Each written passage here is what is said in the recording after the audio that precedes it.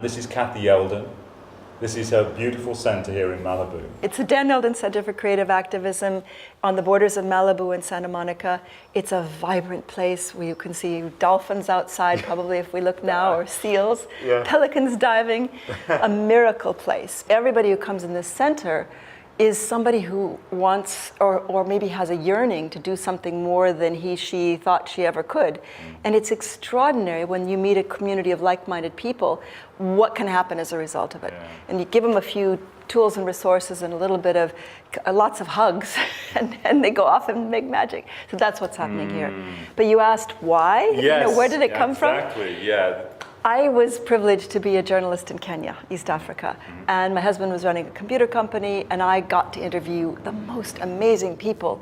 And in those days, it was back in 1977 when I moved there, it was all about nation building. Nobody had, PhDs, they didn't have knowledge necessarily, but they knew what they wanted to do. They were creative, bright sparks, and they just went out and did whatever it was they had to do. They didn't ask permission, they didn't get licenses often, they just bloody well did it. They just did it.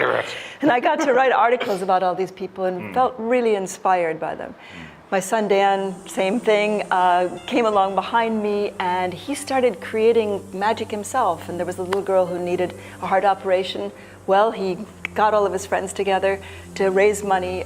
It was Save a Heart, and managed to get enough money to create this operation. He later went on to a family.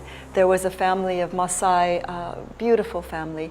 The father was a drunk, the mother was raising all these kids, so he would sell her beaded jewelry and bring the money back so she could pay the school fees. So he, sort of figuring this out.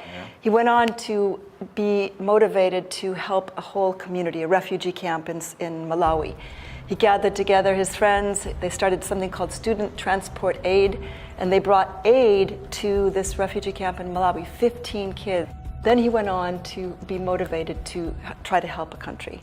He heard rumors of a terrible famine in Somalia. He went in with his camera and a friend, and they shot photographs that were picked up by Reuters and helped ignite an entire global response called Operation Restore Hope. So just by that spark of belief that you can do something. But now the ending of the story is a little challenging, or very challenging.